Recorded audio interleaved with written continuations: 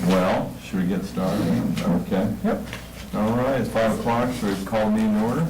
Start with the pledge of allegiance.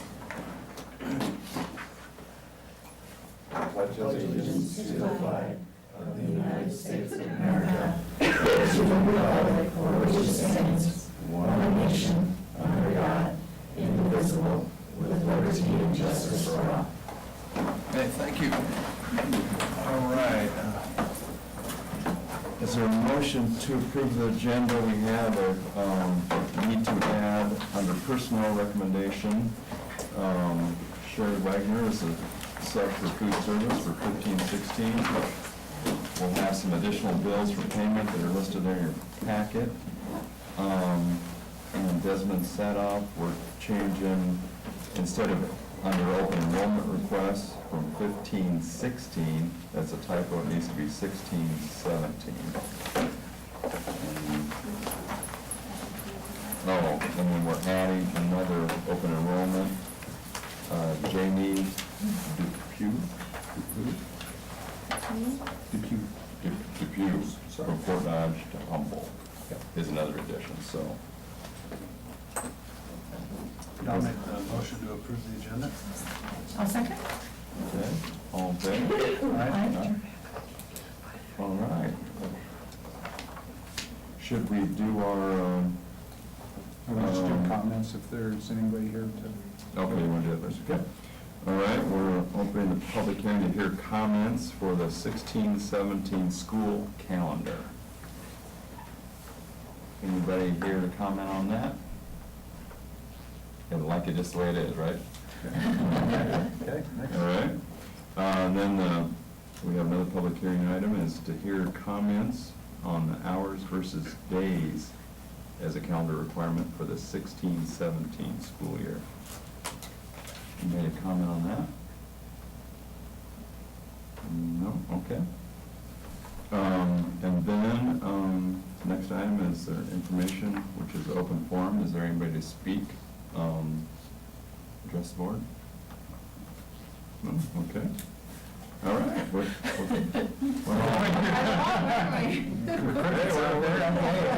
be a short meeting. With that, we have some special people here representing Champions for Children.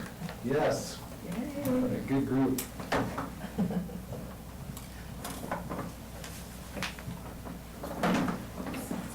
Sometimes it's really good to have the Champions for Children, but one thing is that this group went, you always hear the term outside the box, and these guys really did outside the box. And what I heard was from other staff members of some of the points that they emphasized and brought up to in the classroom that really helped out, and that's what I really like about it. And they were nominated? Okay, I'm just saying. Yep, say that Okay. first.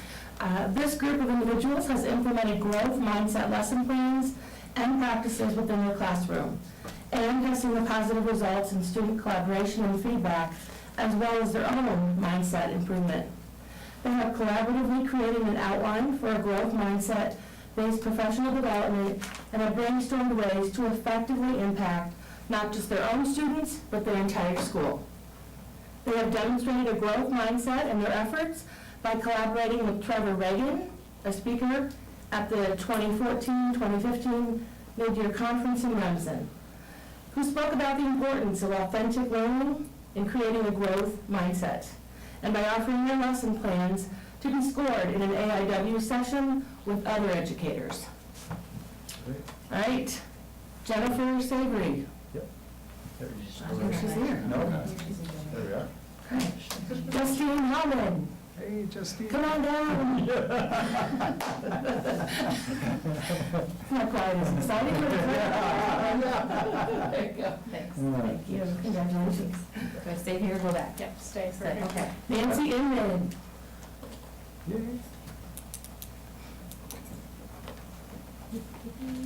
Thank you. Thank you. Sarah Lang.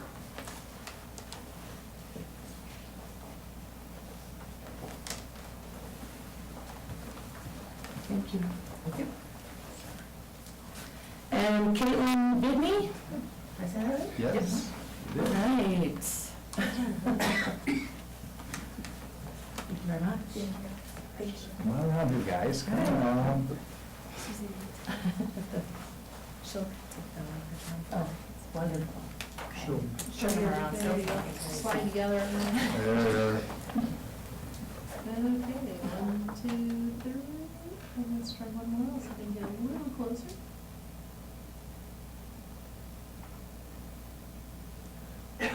Squeeze just a little bit in, just a little more. Okay.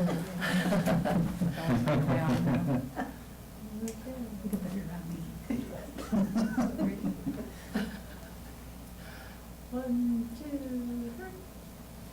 And one more. Okay, thank you. Thank you, Grace.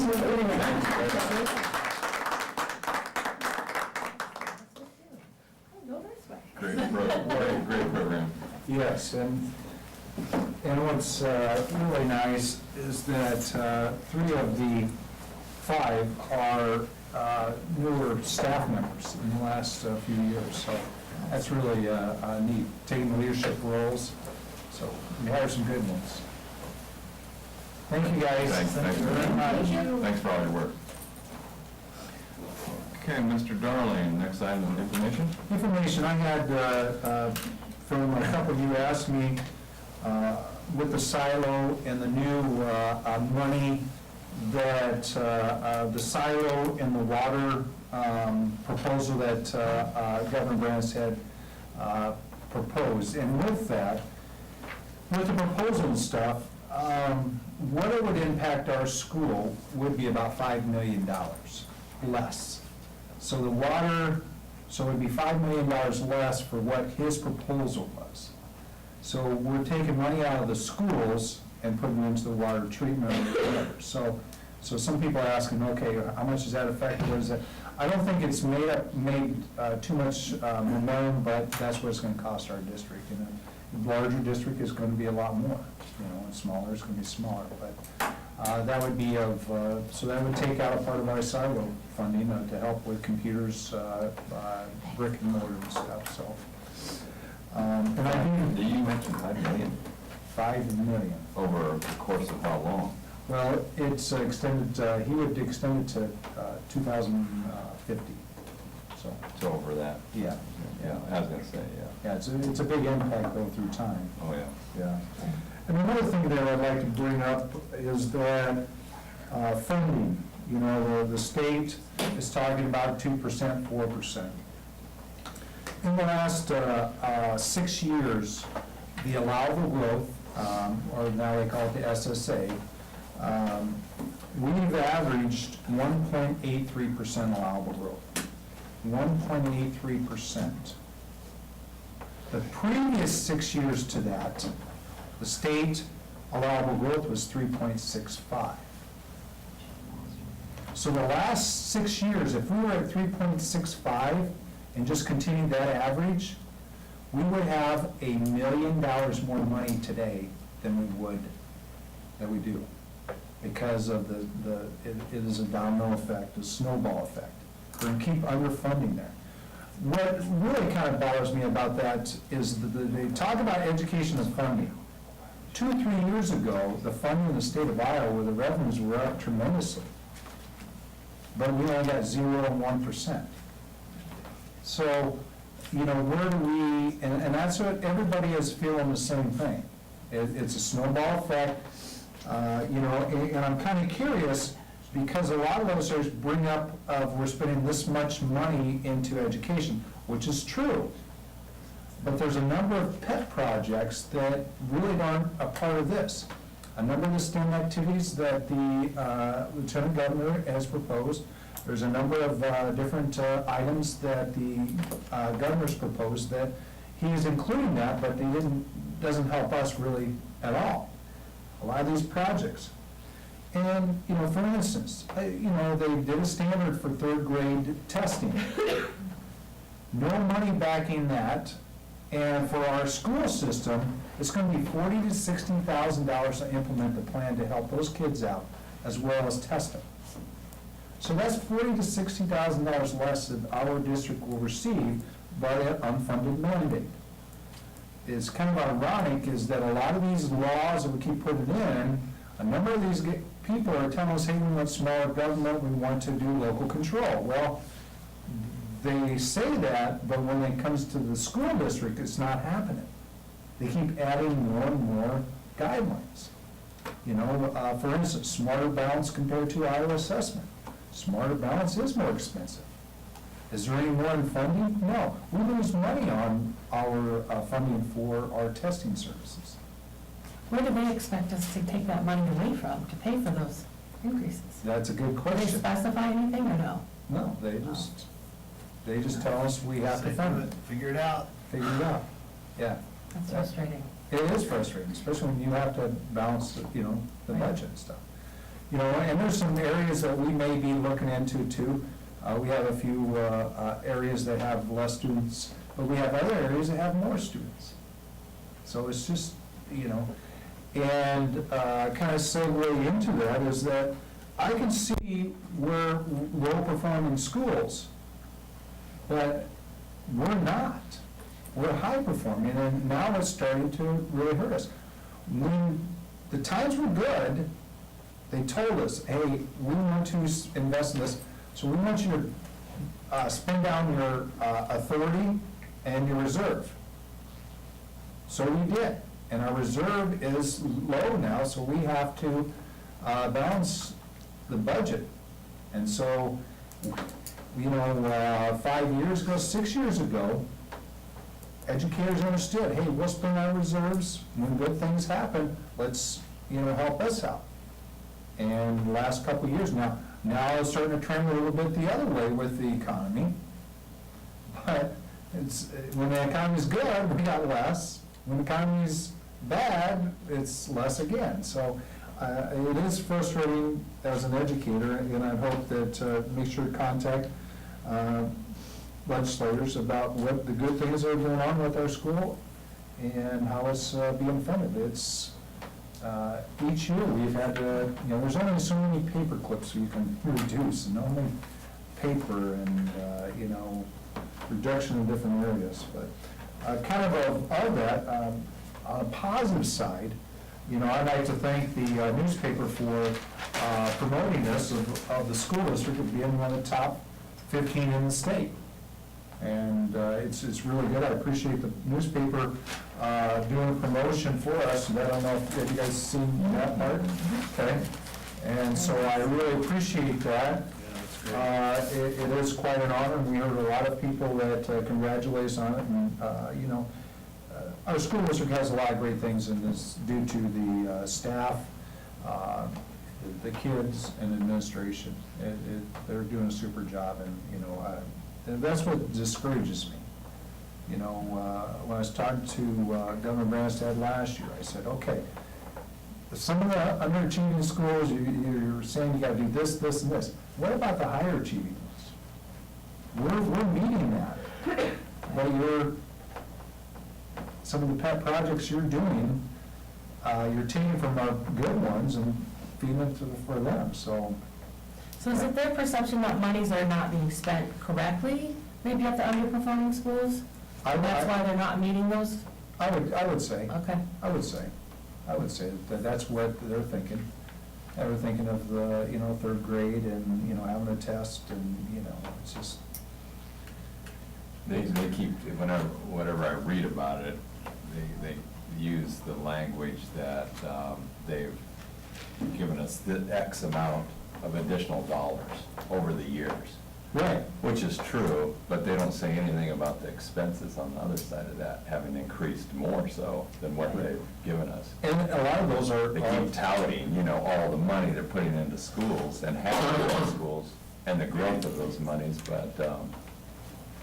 And a lot of it is their projects. It's not, you know. Doesn't go to operations. Correct. Some of that. Yeah, for textbooks, you know, and at the textbook adoption, there's a lot of schools that are not, and we're tabling part of our adoption this year because of that, of funding. You know, it is really sad of some of the districts of what they're gonna have to do. And they say, well, education takes so much of the budget. Education is always, it's a part of democracy. That's what builds democracy, is a strong education. And, you look at the test scores. The test scores for Humboldt the last number of years has been the best it's ever been. And so, yeah, and it's the best, I know in the last 6 years has been the best for elementary to student ratio than ever before here in Humboldt. So, and those are some things we may have to look at. But anyway, I don't want to, dwell on too much on negatives, but that, a number of you guys and also the public is, question about what about funding? What, who do we talk to? It's not coming from, I've sent enough emails, they know my name, but I think it just takes more of, the community, And some people say, well, 85% of your budget is employees. Well, yeah, education's always been that. I mean, it's not a different. How are you going to educate without that? Really, it is, we don't have overhead. What do we have for, we don't got COGS, we don't have, our inventory is the kids, and we're educating them. So it's nothing new on this of budgetary items for legislation. It's just that, the numbers. To me, that shows such a lack of knowledge in the legislators that they would do it this way. Yeah. And, and also they've promised some other groups extra money of business with their valuations and stuff too. That was, but anyway, that's another situation. The main point is that allowable growth in the last 6 years is 1.83%. I mean, even if we give a basic, the cost of living is what? It depends which economist you use, 3%. Give and take, 2.8 to 3.2, it's basically 3%. Even if we get 3% of allowable growth the last 6 years, last 3 years, it would be about 800,000. We'd have more. So we're not even keeping with the cost of, I know textbooks, they drop their prices. Right, not. No, the utilities and, all these different items, no one is dropping their prices at all. So the cost of living, when we have people come and fix the boilers and the roofs and stuff. That's cheaper now, right? Yeah. No, yeah. But anyway, I think just to get everybody understand that, I'm looking at Mr. Bruder, preschool, they underfund that, and that was, put into 5 years ago. Remember, like 5, 6 years? Yeah. Mr. Jarman, what would our reserve be, our ratio, Because I noticed that number keeps going down at the end of every year. We keep spending down our reserve because we're putting. Solvency ratio, that's what it's called. Yep. We're hoping this year that we'll be down to about 6-7% solvency ratio. So you should have it between 5 to 10. And that's why next year, if we don't do anything this year, it'll be below 5%. And we used to be in the 12s, right? Yes, we